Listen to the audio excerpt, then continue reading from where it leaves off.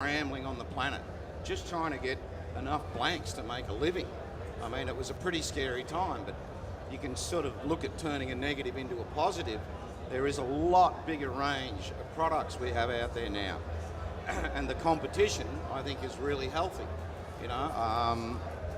And I've always gone, okay, for me the design's the most important, and I like to design stuff and add the technology later, you know. And what we're seeing now is, I think we've got a lot better blanks now. I think the blanks hold up a lot better. They're made for machining. The machines, they're getting blanks glued up. We're getting really, you know, 2 or 3 millimeters taken off the top, so we can glass them lighter and have a stronger board. So in a way, it was a bit of a blessing. Yeah. How about you, Pat? What's your thoughts? Well, you know, the Clark foam thing, it's funny because Sean and I were working together at the time. He was working for a retailer I was selling to. I was actually on the phone when I heard a bunch of noise, and it just sounded like a bomb hit. And the guy I was talking to said, you know, I'm going to call you back. Something just came down. Well, I got a fax because they couldn't talk, and that was, of course, that the molds were broken in half. Timmy got a picture of that, I think. Remember the molds? Oh, yeah, the mold's broken, yeah. And all I could think of is we're like guys that need to get to work, and we drive to the gas station, the damn place is closed, no more gas, you know?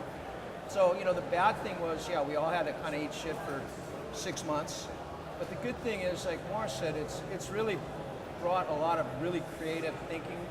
Competition is always a good thing. And, you know, I think we're all a lot smarter as builders, you know? You can't have big overhead anymore. Well, you guys are all a little maybe more diversified, it seems like, too. I mean, you don't have all your eggs in one basket like maybe perhaps you did. I mean, you guys might have a great relationship with one supplier or another, but at least it's nice to know there's leverage now as a board maker. It's really good to be able to call 3 people, you know, and it's the same thing with, like, we were talking about technologies. I like iPhone a lot, and, you know, it's just got something that a lot of the other blanks don't have. It's not for everybody. It's a nightmare to work with, but I think what's really coming down the pipe here is the guys that got a story to tell, we were just talking about that this morning, that have a product that's unique in either service, or maybe it's beautiful, or maybe it's just got inherent worth because it's wood, or like Tomo's stuff, really different, but yet very functional. You know, it's all going to work. It's just the guys that seem to know where their boards are going, what's the current economic picture, what are we doing here, what's going to happen, you know? Yeah. Are you experimenting much, John, with different stuff? It's kind of interesting here. Whenever I come to the mainland, I come to California, and I look around, like, everyone's doing all this different stuff. It's so easy here. There's so many different glass shops doing so many different kinds of things. In Hawaii, where we're building most of our boards, like, it's not that way. I mean, it's hard to find even some of the most simple, different things there, I'd say. So mostly I'm sticking to kind of basic, you know, the simple stuff.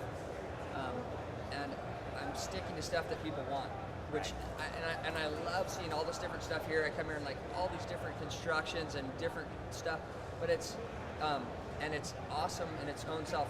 But for my business personally, at least, it's the majority of the people want a normal, regular surfboard that's that somewhat consistent feel to it, and they're not really kind of like, hey, what about, can you build it like this? I mean, I built some EPS stuff, and but it's pretty rare for me. Yeah. I'm kind of using what I really like and what people are liking, and especially in Hawaii, the boards, you're riding really good surf a lot. You're building, you know, boards for really good waves a lot of times there.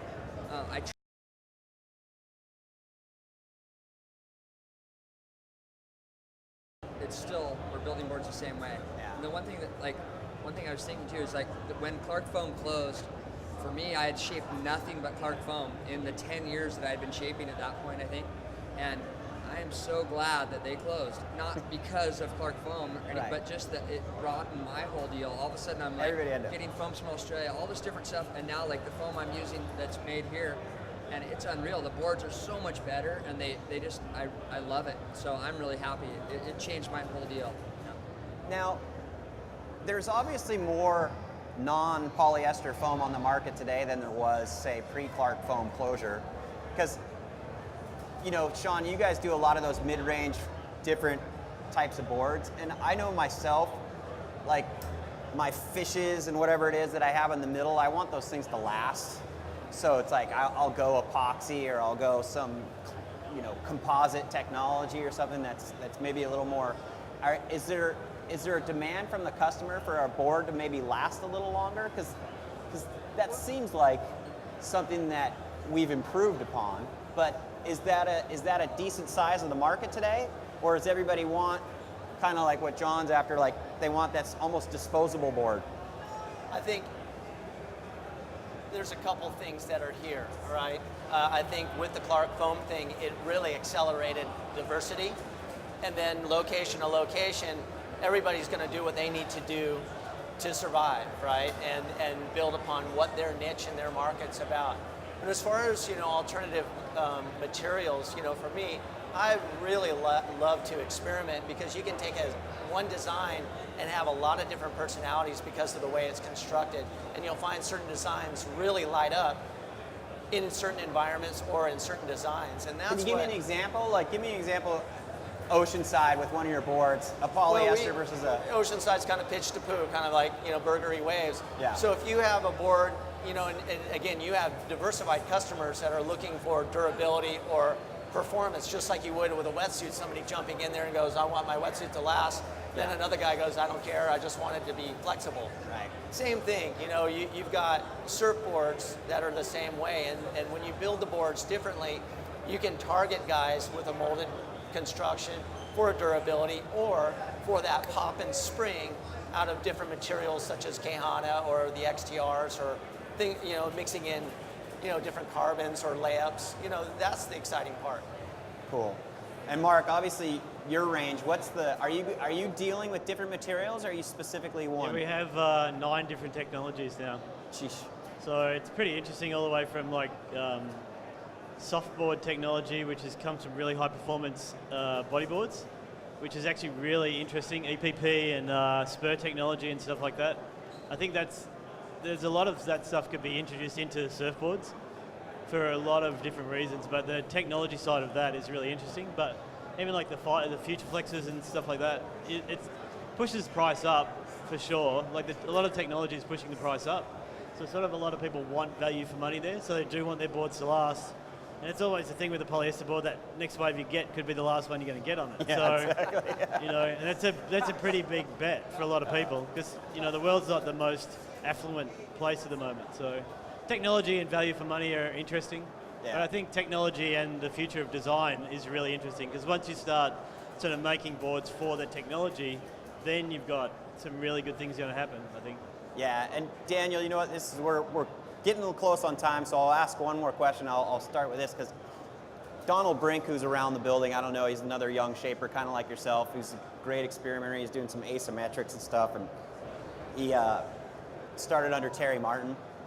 And he had this board the other day. It was like a 4-foot board that he would literally ride prone, get barreled, come out, stand up, rip on it. Like, it was just, and it had mix of materials and everything. Is it fairly limitless on where we can go still? Do you feel like we're narrowing the gap in terms of the technologies that we're experimenting, or are we still going to try to widen it a bit? Where do you think we're going? I mean, I think there's always room for like experimentation. I mean, there's certain designs, like design categories, that we kind of get to the pointy end, pardon, Yeah. of like, short boards or whatever, where it's just we get down to the finer degrees.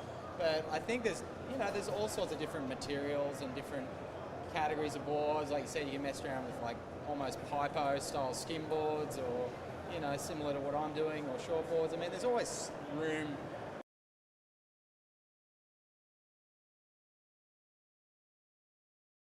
Newer feeling, something fresh to keep us going back, and it may be, in a lot of cases, it's just small changes get big results. Like with fins or channels or different rockers.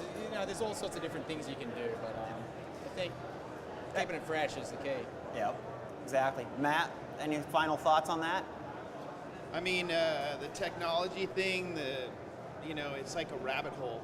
It just can go on and on and on. I mean, I see new technologies like all the time, and I'm just like, I don't know where to start. I'm kind of like a traditional color, boards, because I came from the single fin world. So sort of for me, it's not as relevant, but it's sort of like if I want to bring my brand in that direction in whatever technology I choose, like people will believe in it, I think, because they trust that I'll work out, you know, and make it work. So right now I'm just kind of like, my limit is like my factory and my guys. They're so used to polyester, and it's hard to change their mentality. Yeah, and it's that's a material. great point, and I'm interested really quick, the final thing before we go around, because your factory capability and the technology that they're capable of, I mean, it's like internet bandwidth, right? You can only have that video speed.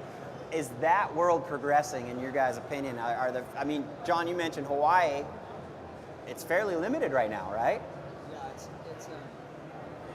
is, in a sense, yeah, it is. I think that, yeah, you just don't have, it's honestly like you don't even have the materials there. Like sometimes I'm trying to get carbon for different stuff or whatever, and it's not there.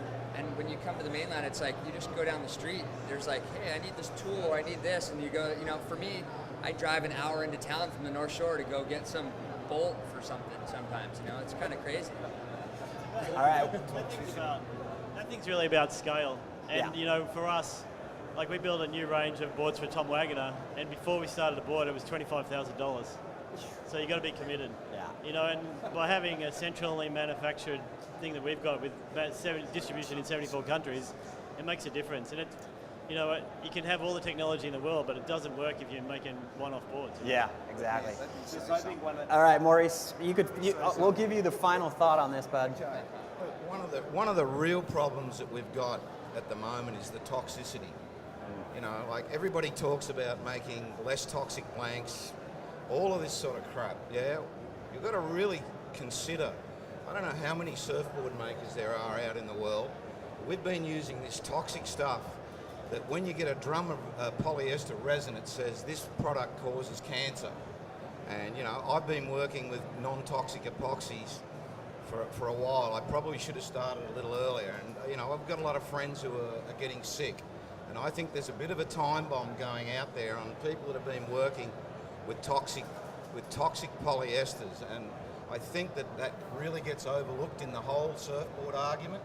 There might be, you know, 50 or 100 foam blowers in the world, but there must be 20 or 30,000 surfboard workers out there who are really passionate. And I reckon that there really should be a lot more time and effort put into really trying to work on the toxicity issues. You know, and I'm one of those people that can't work in a polyester environment because I've been told by the doctors that the styrenes, the catalysts and that is like a turbocharger on cancer. So You know what? just I think thought I'd throw that's that a great way to end this thing, because as much as all these advances that we've talked about and how open the market is, there's still so much room for progress, and that's a perfect place for it. So, look, you guys, I really want to thank you, Maurice. That's a great point. Thank you guys all for joining us. I'm honored to be hosting this.